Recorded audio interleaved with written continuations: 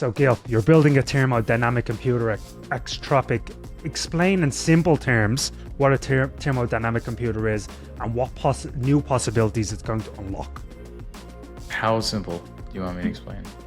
We'll start at the very explain like on 5 level, and then we can build our way up.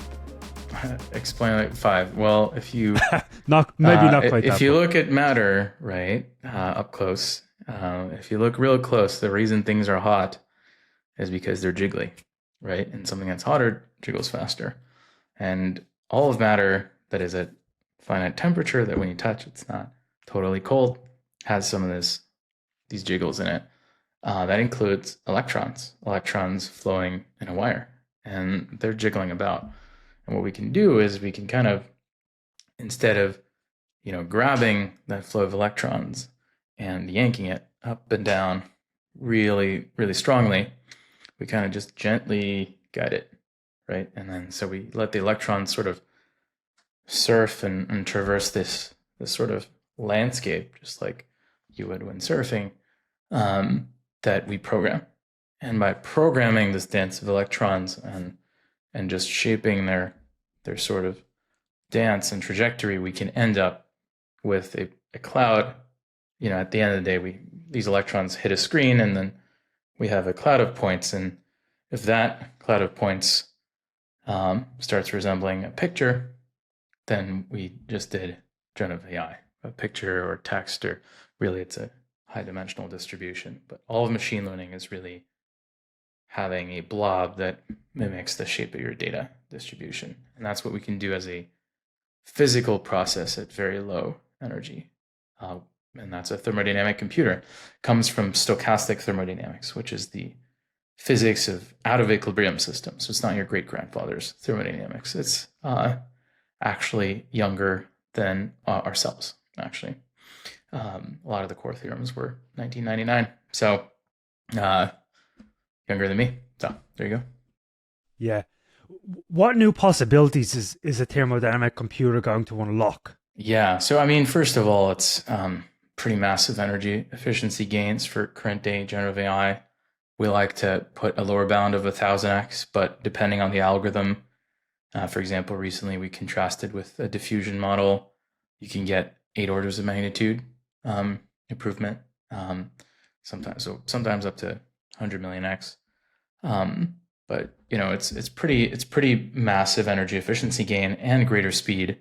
But really, what that's going to mean for AI is you're going to have models that can think for much longer effectively, but in terms of wall clock time, it's much shorter. In terms of energy they use to think is very little.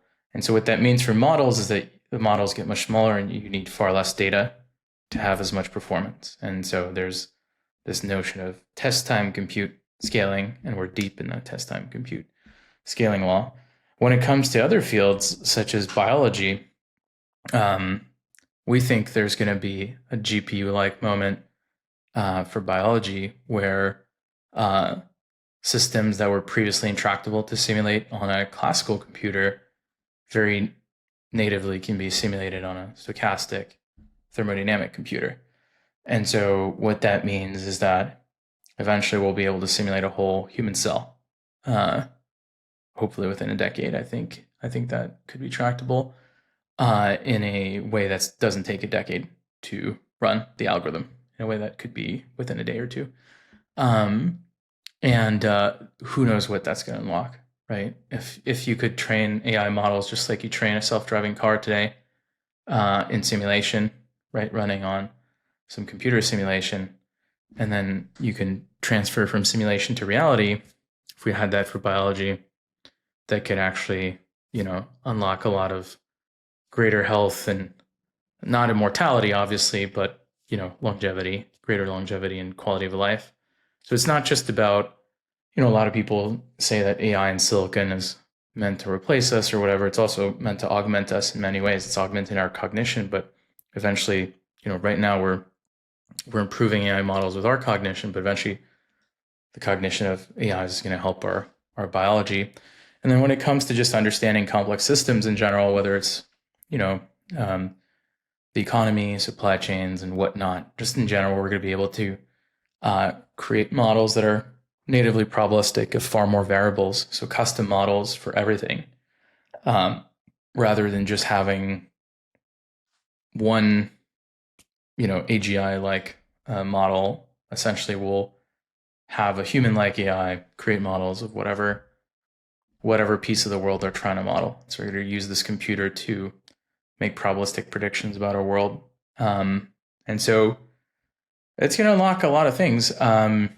And who knows? I think in general, robotics is going to become tractable. You're going to have enough energy density. You're going to have enough intelligence, energy density to run robotics at the edge. And like the whole model at the edge, which is currently intractable. And potentially, obviously wearables and AR, VR. I think that needs orders of magnitude improvements in energy efficiency to be really tractable and be kind of the interface of our dreams, right? Like ideally you have the whole like Apple Vision Pro, but like fitting in these glasses, right? That would take a lot of miniaturization improvement in energy efficiency. And so those are the things we're aiming to unlock with this technology, and we're making a lot of progress. So listen, how does this differ from, first of all, classical computing, but then quantum? Yeah, I mean, there's this notion in physics of there being different regimes of physics and different types of physics at different scales. So at the very large scales, things are gravitational, right? You have galaxies and so on, superclusters. At the very small scales, you have quantum mechanics, where things are in superpositions of different outcomes. So it's really a multiverse of possibilities. It's not a probabilistic mixture. It's not like 0 or 1. It's some complex value 0, some complex value 1, and if the absolute value is the same but the complex value is different, it's actually a different state, and you can interfere those states just like you can interfere. Building a quantum computer is basically like building an interferometer between parallel branches of the multiverse, and you want destructive interference for the wrong branches and constructive interference for the right ones, right? A classical computer is more like, you just point and shoot right on a screen, right? Like so let's do one analogy that compares and contrasts all three. So in quantum computing, you have the multi-slit or the double slit or the multi-slit experiment. I don't know if people are familiar. You could do this in a puddle of water. You have 2 slits and then you have a screen. And depending on how many slits you have different interference patterns of the waves in the water because they add up constructively or destructively, right? And a quantum computer is making a program that's many layers of these multi-slit experiments, but there's 2 to the n slits if you have n qubits, right? So that's why it's very powerful, right? And it's very hard to simulate waves in 2 to the n dimensions every layer, right? A classical computer is kind of just like, throwing like painting, but throwing paintballs at the wall, and then maybe a CPU would be like a turret that's like aiming, and then a GPU would be like an array of paintball guns. Whereas our computers are more like essentially you could think of it as I think it's called a Galton machine or Dalton machine. You ever go to the fair and then you drop some coin or whatever in some sort of machine where you can have the particle kind of hop and hit different bars, and then we can play with the bounciness of each bar and their location in order to, as you trickle many samples through, you get a distribution of outcomes, right? So that's and the interference is strictly constructive. So it's like shooting particles through rather than waves, right? And so it's a third thing, right? It's probabilistic computer. So in general, you have deterministic physics, Newtonian mechanics, which you're familiar with. You have quantum mechanics, the very small, superpositions, interference, and then you have the mesoscales. You have stochastic thermodynamics, which is natively probabilistic. So it's a third thing.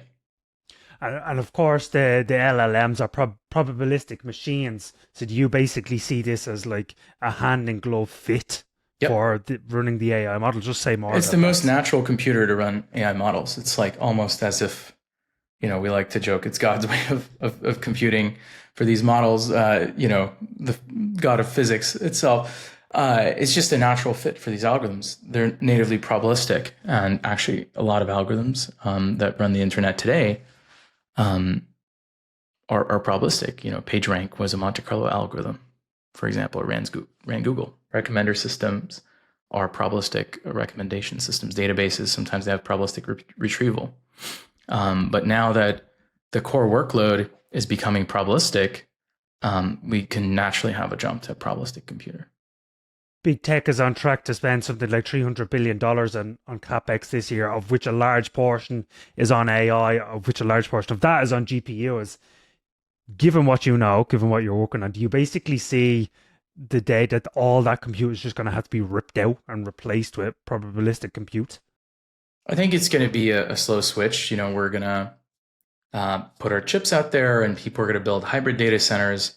I think they're going to build hybrid data centers for the foreseeable future. There's parts of the workload that run well on a deterministic computer and parts that run better on probabilistic computer. But as our chip scale, we think more of the workload is going to migrate to our chips because you save a lot of energy. So you basically see this as a complement, at least in the near term, to traditional computing. Yeah, we think it's strongly complementary. These algorithms usually break up the workload into a deterministic part and a probabilistic part, and we can naturally run the probabilistic component. Yeah. How do you think these new types of computers are going to experience the way we or change the way we experience technology in our daily lives? I mean, do you think in 10 years or 20 years you're going to have a probabilistic chip in your iPhone? I think less than 5 years from now, ideally. Yeah. We have them right here, right? They're probably blurred out right now, but they're very small and they can be made small and they can run at room temperature. Right. So we could put them in every device. Say more about the room temperature nature, because obviously we're used to seeing quantum computing in those big chandeliers to keep everything Yep. cool. That's where we started too. Right. So we started with superconductors because it was, the most natural substrate to have some form of electron diffusion, but we're running quantum computing hardware much hotter. And when you run quantum computing hardware much hotter, there's no more or there's very little quantum effects. It's mostly thermodynamic dissipation and diffusion, which is what we leverage. Would you say, in a strange way, because obviously quantum, we've been hearing about it for 20 years plus, would you say in a strange way thermodynamic computing, even though it's a new platform, is somehow easier to crack than quantum? Absolutely. It's much easier. It's a far less esoteric form of physics. It's a form of physics where we have proof of existence of a highly performant AI computer that operates in the same regime, which is our brains. Our biology is itself a thermodynamic computer, whereas there's no sort of very natural, large-scale quantum computer out there, right? Yeah. So Where are we going to foresee these thermodynamic chips and computers in use? Where's the pioneers of this space? well, that's a great question. Depends who buys our chips first, but I would imagine people on Wall Street are going to be very interested in this. People in robotics, people in defense technology, and anywhere where you have to perception, prediction, and control problems.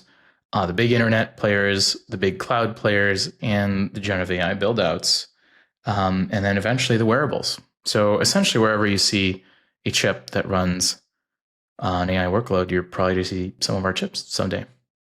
Is thermodynamic compute even on big tech's radar right now?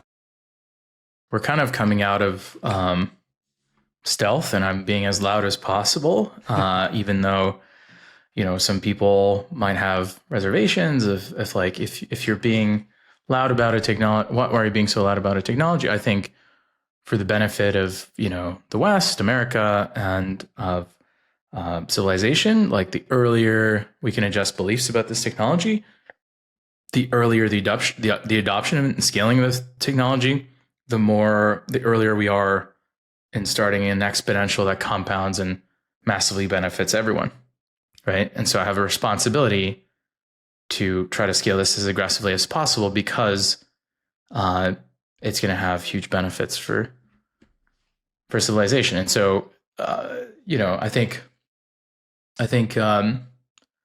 we'll see how fast people adopt it, but we're trying to go as fast as possible.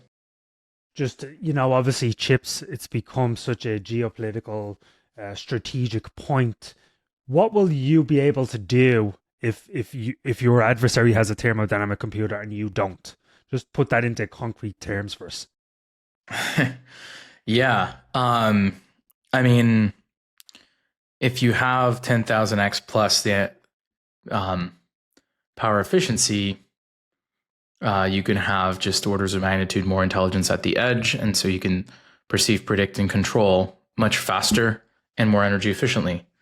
And so there's no competition, right? It's basically a core technology to win any sort of competition.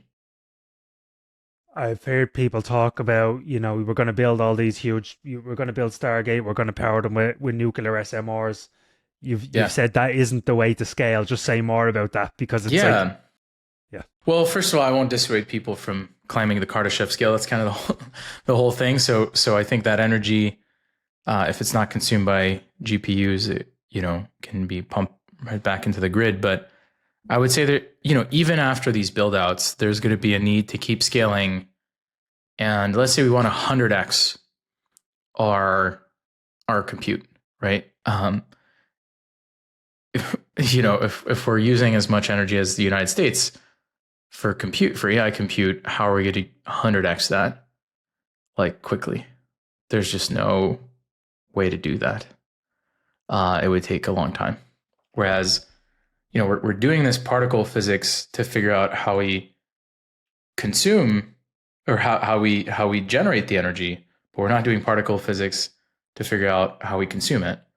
And in a way, we're doing electron particle physics, if you will. It's not actually high energy physics, but it's, the physics of these particles, as electrons, and figuring out the most efficient embedding of the algorithms into that kind of physics. And that's what we're cracking. As an investor, I'm so interested in the second order consequences of this. So obviously you have the NVIDIA GPUs and the data centers, you have a huge amount of cooling equipment. I know it's early, but from your point of view, who's the biggest second order winners and losers inside the data center? If you had a data center full of thermodynamic compute, is there no giant liquid cooling systems anymore? Does networking not become as much of a bottleneck? High bandwidth memory? Talk through all that stuff. Yeah, I mean, we're still, scaling up to these big systems. Right now, we're just focused on single chips, but eventually we're going to build out systems. I would say communication is still going to be an issue no matter what for any sort of computing. And there's been a lot of progress in photonics that everybody has been working on, and photons are naturally the optimal way to transport information over long distances. So I think that technology is going to stick around. When it comes to liquid cooling, that's right. We're not going to have as much heat exhaustion per unit area. And so there could be a densification of compute in the racks. And so some things will have to change. But we're still figuring that out at this point. But a lot will change. How are these chips going to change the way we develop AI models? Yeah, I would say, right now we tend to sprinkle in randomness here and there. We have very simple sources of entropy, like simple Gaussians or Bernoulli variables in latent space, and we kind of sprinkle it in as we go in a diffusion model. I think what we offer is basically shapeable randomness. And so it's a new primitive that is much richer than the sort of simple probabilistic primitives that we emulate today with GPUs. And so the components of the AI models are going to change, but they're still sort of compatible. You can compose a deterministic differentiable function with a conditional probability distribution, and it could be one graph. And so, we're building our stack in JAX, which is a common machine learning framework, and you're going to be able to plop in a few layers into your compute graph that are probabilistic. So it's both going to feel familiar, but also, it's going to be different components. And originally, I built a similar product at Google when we brought AI to quantum computers. That product was known as TensorFlow Quantum, and you can insert differentiable quantum programs into a broader compute graph. And so, and there's ways to differentiate through the whole thing and train it as one model. Tell me about your time working at Google. It seems they have everything it takes to dominate technologies of the future. Yeah, they can't ship. I really enjoyed my time at Google. I think it was like the peak in the late 2010s. It was a really good time to be a researcher. I was kind of the prime researcher organization. Credit where it's due. I mean, they have a very deep moat right now in AI. They have a full integrated stack, more than arguably like anyone else in the game right now. They have JAX, XLA, TPUs, they have Kubernetes, they have Vertex, they have all sorts of stuff. They have Gemini, obviously. So they're at every part of the stack. And I would say, they have to get their organization dialed in to get sort of the gatekeepers to reduce internal friction. I think the biggest challenge at Google is not having the best talent and the best technology in the world. It's kind of internal gatekeeping, which is good for brand protection, but at scale, your competitors are taking more risks than you are and can move faster and thus ship faster. And when shipping speed matters to capture user base, then you start losing to an OpenAI, for example, right?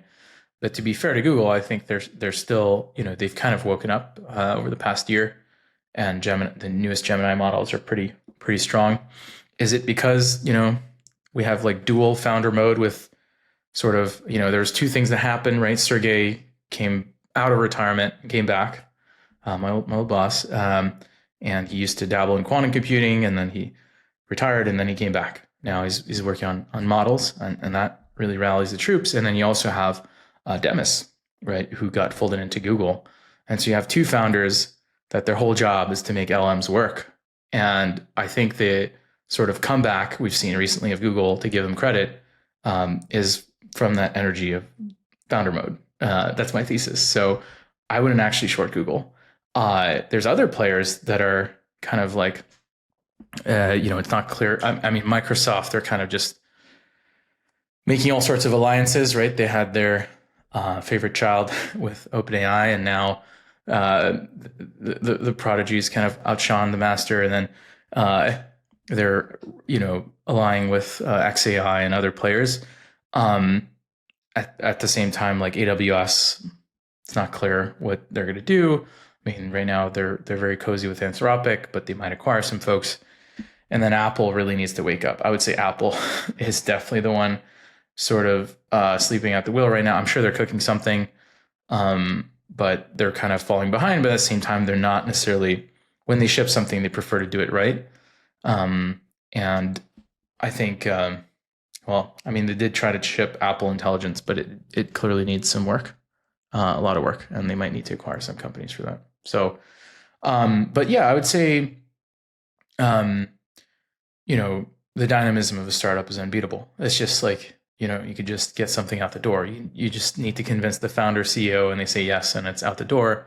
Whereas in a big org, there's like a bunch of committees and a bunch of sign-offs, and that could take a lot of time between the engineering and the shipping, right? And in a field where models kind of one up each other on a few week timescale, not even 3 months now, it's like a few weeks. Shipping cadence is everything, so they need to fix something there. Yep. What's the most important thing you learned from working with Sergey? Yeah, to me, I think it was inspiring that he can maintain curiosity and visibility in the weeds this late in the game, right? It's like 150,000 person organization. and he can, still dive deep in the code and surrounds himself with the most technical folks in the org and some young, fresh talent, and kind of still sort of soaks in the knowledge from the best and brightest up and comers, and doesn't just like listen to his lieutenants and whatnot. Actually, still is on the ground in the pit, if you will, and sort of leading on the front lines. I think that's quite the lesson in sort of leadership that any founder or CEO should try to emulate. We kind of stack ranked where big tech is in the AI race. We didn't mention Meta. What's going on over there? Yeah, I mean, Meta were the sort of pioneers of pushing open source at scale. I think right now, open source, the open source race has heated up quite a bit, and China's kind of going all in on trying to dominate there. And then American AI companies have to sort of recoup their investment, right? Get a return on invested capital.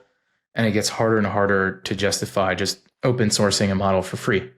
In the case of Meta, all the revenue is from ad revenue on their social media. But they might change to a subscription business model for their AI as well. And then the incentive for an open source model may fade, and then they might start not open sourcing their models, right? And we'll see. I think right now they're just trying to have a good Llama 4 and a better Llama 5. I think we'll see. I think it's really tough. There's a lot of players in this race. There's a lot of capital.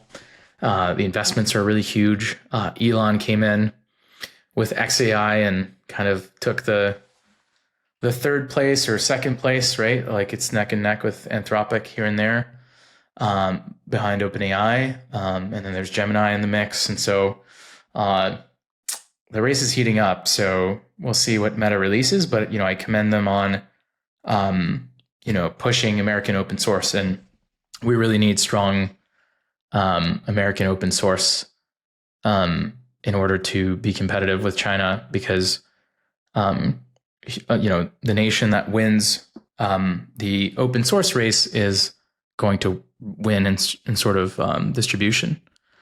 Yeah. How did DeepSeek change things in your mind?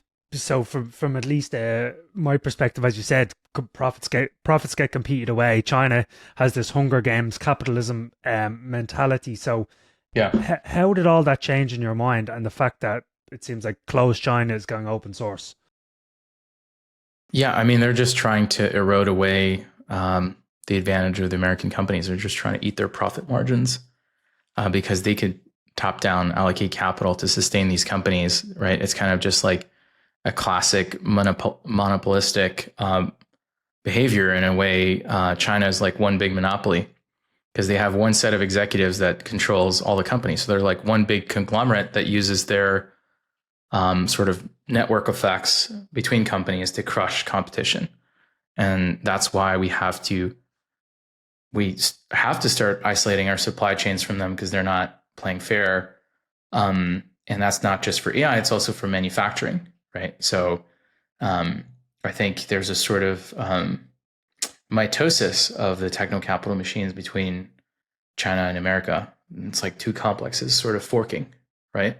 And that's sort of optimal for growth because we have different theses of how to control the system, right? There's more or less a fair libertarian approach in the West, and then in China, it's more top down, right? And there are some advantages and disadvantages to both, right? Like the sort of bottom up, sort of more libertarian way, you'll have the innovations first, but it's harder to concentrate the capital to scale winners right later stage in the game, because then their margins get eroded away, right, by competition. Whereas for China, it's really hard to get the initial innovation because you have fewer bets. But because you have fewer bets, you can concentrate capital in late stage to outgrow, right? So we're going to have to figure out, maybe through an American sovereign wealth fund, how to concentrate capital to supercharge Western companies in the later stage so that they don't get outscaled by Chinese companies and then have their margins eroded away and their lifeblood basically cut off. Could you see this developing like an iPhone versus Android thing, where iPhone is huge in the West and then Android's like huge in the global South? I think it's too early to say this type of model is premium, this type of model is like um, free and forever. Yeah, I mean that's a great question. I think obviously open source models are cheaper, but then the hardware and infrastructure is not that cheap to run it yourself. It's actually much lower cost to go with a subscription model than to try to buy a GPU cluster. So we'll see how things evolve. I think there's not a clear delineation like that yet. Talk us through Extropic's journey so far. I know you recently showed off your first chip, so just talk us through 2.5 years, I believe, to this point.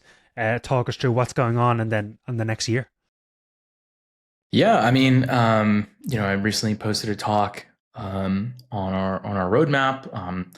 We've had our test chip taped out recently that I just showed on camera, and that we're gonna send to folks as a development kit for people that want to try out thermodynamic computing early. And next year, we're aiming for a chip that has 1 million probabilistic bits, which is a pretty significant amount. It's very hard to emulate on a classical computer.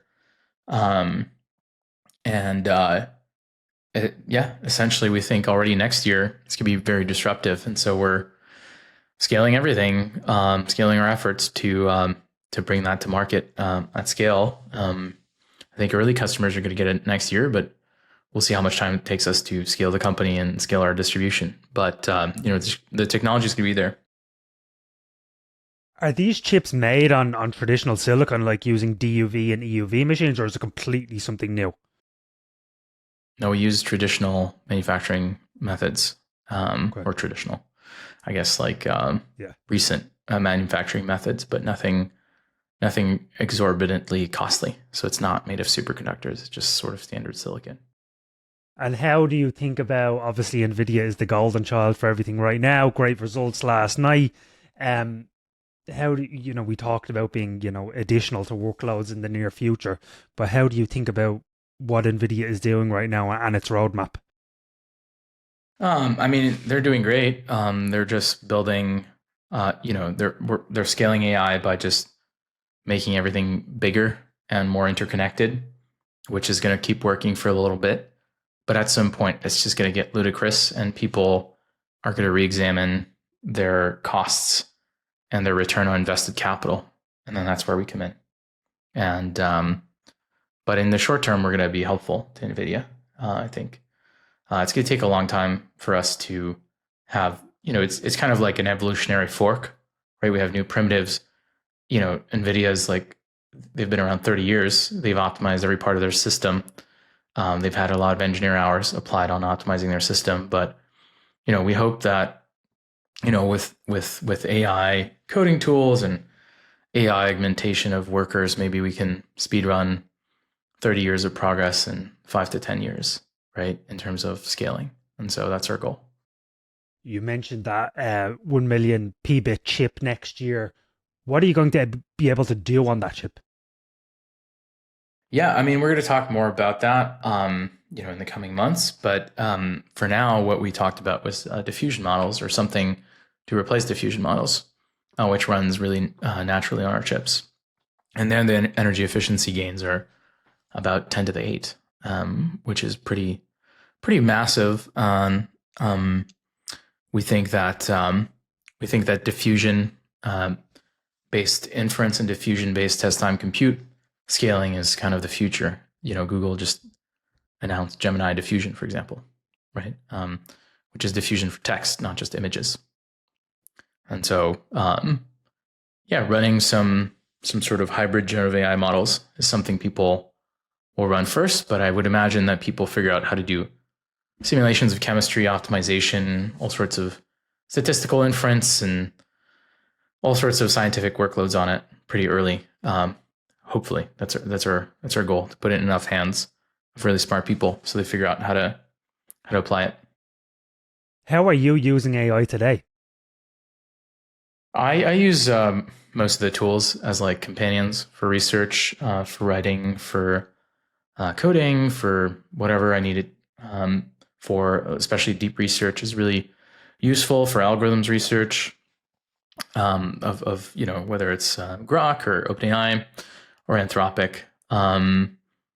But yeah, I mean, I think everybody's workflow is augmented with AI now. It's almost the new electricity. It's almost like, how could you be a tech company if you're not leveraging AI right now? Right. So What are the most kind of non-obvious applications of AI that you see on the horizon? let's see. I think designing new forms of matter and designing new drugs. I mean, people have been talking about designing new drugs, but actually being successful at it, I think this could be the next unlock. I would say designing new materials is going to get really interesting.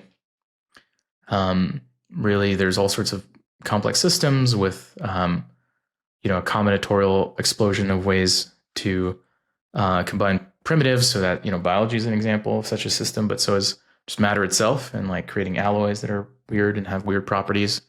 So inverse design of matter, I think, is the ultimate frontier. And that's what I used to work on when I was doing AI for quantum computers, because that was an application we're looking at. When we're talking, it all seems so positive, but why do you think doomerism has become such a powerful force in the conversation around AI? It was always there, but it really got heightened when AI came along. Yeah, I mean, and this is why, I agreed to talk to you. I think, I want to support sort of the cause here of, I think it just makes a lot more sense to be an optimist about the future. I was an optimist starting this company, and, I did my homework, but I still had to be optimistic that we can make it happen. And now we have the breakthroughs to back it up. And we wouldn't have achieved these breakthroughs if I hadn't been an optimist 3 years ago. And frankly, I think it could have taken 10 to 20 years for sort of the natural academic national lab complex to make as much progress as we have made with optimism and determination. And so for me, it's like I can apply my optimism and determination to improve the world and build one technology. But if I scale it to the world and spread a sort of optimism virus that is counter to doomerism, that is a very high fitness meme because we all have amygdalas that can be hacked, and that's good. Then if people are optimistic about the future, they can't be subverted and end up sort of in this sort of self-destructive hyperstitial sloop of pessimism, right? If you're pessimistic about the future, you amplify the likelihood that a bad future happens. And it's very similar for optimism. And that's not like just some woo stuff. There's this theory of active inference that we steer the world towards our model of it. That's just the basis of cognition, right? There's perception and then there's actions. And active inference tries to close the gap between the world and our model of it. So we can adjust our model or we could adjust the world, right? And in general, it's just like you're driving, the car goes where your eyes are looking, right? And if you're thinking about bad outcomes, so you're like thinking about how generative AI can be used for really bad things, you're going to design nefarious AIs. If you think about AIs that can be used for really good things, you're going to mostly explore the design space of really good AIs, right? Just like in biotech, you can explore cures for diseases, or you could explore the design space for dangerous bioweapons, and then you increase the likelihood of that virus existing, as happened with COVID, right? And so, in general, I think, and that's not a controversial statement anymore. I think it used to be a couple of years ago, but I think, just by being optimistic, we can increase the likelihood of a more optimistic future. So yeah. Go ahead. So which idea will end up changing the world more, extropic or effective accelerationism? Well, they both go together, right? Like IAC is to scale the Kardashev scale, and increase the total energy production of civilization, and Extropic is increasing the energy efficiency of AI and how we consume that energy and turn it into value, and it will in turn increase the demand for energy. So the two together will increase the total amount of intelligence in our universe, essentially. And You've so, talked about the need to accelerate biotech. Say more. well, I think everybody wants to have longer, happier, healthier lives. And understanding our biology is going to be a big challenge. And, the complex systems that is our biology essentially is beyond the reach of current AI models to a large extent. And so I think having compute that has a lot more complexity and representation capability per watt is going to unlock sort of the next tier of applications of AI, which is for biology. And so we'll see how it shakes out. If we succeed, paint a positive vision for us, Guillaume. If AI succeeds, we scale up the energy, we get thermodynamic computers, we go to Mars on Starship. What do you think the world can look like 50 years from now, 100 years from now? Yeah. Well, there's a lot of variables to paint here. I would say everybody has a personal sort of assistant that augments their cognition, that is always on, that is personal, that they own, they control, that is portable. And so we have a personalized extension to our own cognition. And so our notion of self and our notion of human is generalized. It doesn't have to be merged through a neural link. It could just be a wearable that you always wear and is trained in an online fashion. So I would say personalized AI assistants. I would say omnipresent robotics. And so building things in the physical world is going to be much easier than it is today, right? And so, we've seen a lot of acceleration in the world of bits, but we're going to have a greater acceleration in the world of atoms as well. And so we're going to be able to build all sorts of beautiful things. I would imagine that there's much more generative design in the physical world. We'll have far more unique objects rather than sort of only mass manufactured. I don't know. That's my personal bet. Again, because with robotics, we're going to be able to have everything be bespoke and invented at runtime, right? It's like just-in-time hardware or just-in-time buildings, just-in-time infrastructure, physical infrastructure, just like we're going to have just-in-time software, right? Any piece of simple software what we know as software today, you'll just ask an AI and they'll have it built within seconds, if it's not too high complexity, if not within minutes. And so we're going to go from idea to reality, the world of bits and the world of atoms, and we're going to shorten that chain. It's going to become more efficient. And to me, I think, 100 years, I think the next modality is going to be matter itself, or the final modality.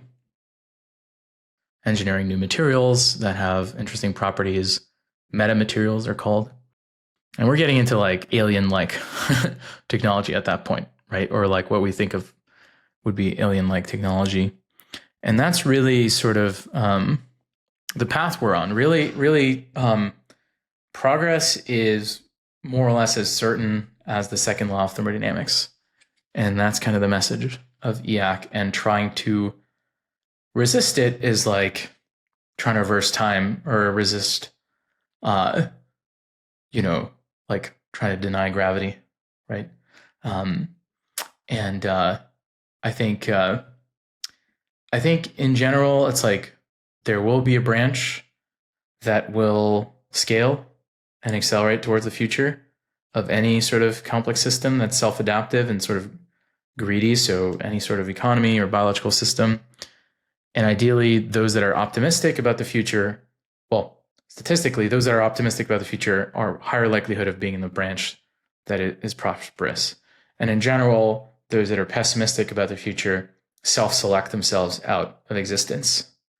And they have very low mutual information with the future, right? The optimists have, they get to write the history, their inventions make it, their progeny goes off and does well. Whereas for the pessimists, they start getting small, they start slowly pruning themselves out. And so to me, I think, at a more like just being real for a moment, I think we are living in a sort of Cold War 2.0, and I think psychological warfare is a big component of it. And I think a lot of the ills we have in the Western world, I think it's going to take us some time, but we're going to realize that there has been some psychological warfare to demoralize people and spread generalized doomerism and generalized deceleration so that it's kind of a weapon that can't be traced, right? And we self-select ourselves out, or we prune ourselves, or we degrow and we become like economically smaller, right? At the end of the day, that's the goal of warfare. It's like to cause economic and complex system damage to the other complex system. And if you could do so, if you have a one-way door of bits where you can send bits across the border and you can't send them in, then you have a power asymmetry there where you can export bits that are toxic, right? It's kind of like being in a hermetically sealed lab, and then you can release a bioweapon that hurts people, but it's a sort of mimetic bioweapon. And so to me, I think I felt the responsibility to arm people with it was a sort of viral immunity, right? Which some people think Omicron might have been. I don't know. Anyways, that's a totally a conspiracy at this point, but it could be interesting if it pops up in a couple of years that was the case. Yeah, to me, I think I just felt a responsibility to spread optimism. Again, there's a mimetic, genetic, techno-capital coevolution. Like every bit of information is fighting for its existence in the future, and it teams up with other bits of information that, jointly they can have an advantage for whatever system they're part of for growth. And so that could be, a subculture and a company, or a culture and some nation, or a technology and some nation, and together teaming up, right, they grow. So for example, Japan adopted transistor technology pretty early, and then they saw massive growth, right? And so to me, it's like if we can shape Western culture to be optimistic about the future, and techno-optimist, be open-minded about embracing technologies, that is a higher fitness ideology. It confers a literal evolutionary advantage to the complex system that adopts it, whether it's a company, an organism, a nation, whatever, right? And so if you spread it, then you are giving people a gift of higher likelihood of impact on the future. And then when it comes to spreading the message of thermodynamic computing, it's like the nations that adopt this technology first and use it in a widespread fashion are going to be immensely more wealthy and prosperous than the nations that are skeptical or adopt it late. So it's pretty simple. Yeah. So hopefully EAC and the Rational Optimist Society can team up and change the world and pave the way for the thermodynamic computers of the future. Look, I know we're coming up on time. Let's end with a rapid fire. So I'm going to say a sentence and you can say the first thing that comes to mind. All good? Sure. The most underrated technology in the world today is? Ooh. I would say embryo selection technology. Yeah. Very interesting. If I could give every 18-year-old one book to read, it would be?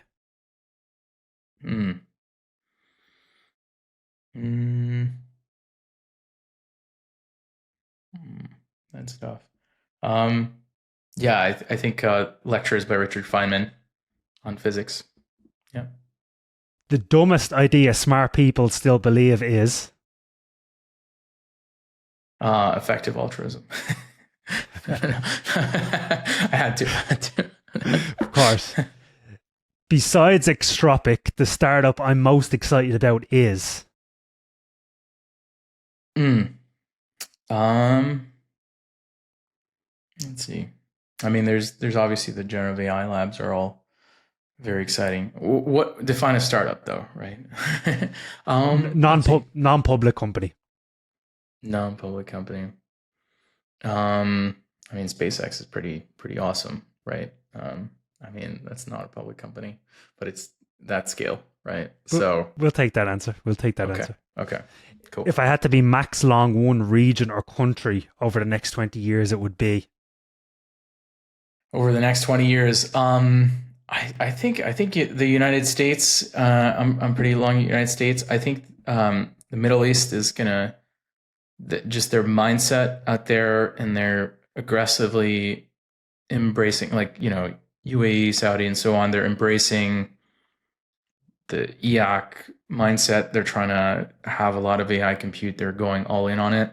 I think they're going to see a boom that is commendable over the next 20 years. I wouldn't bet against it. Yeah. So music to my ears. I'm moving my family to Abu Dhabi in 2 months. So, congratulations. There you go. the person in tech I most admire is. It's got to be Elon. Yeah, it's got to be Elon. If aliens were watching us, they'd probably be thinking. Yeah.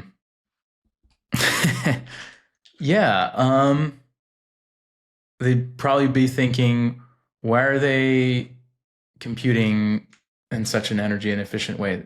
What are they doing? Yeah. And last one, 10 years from now, people will look back and say, I can't believe we didn't see that coming about.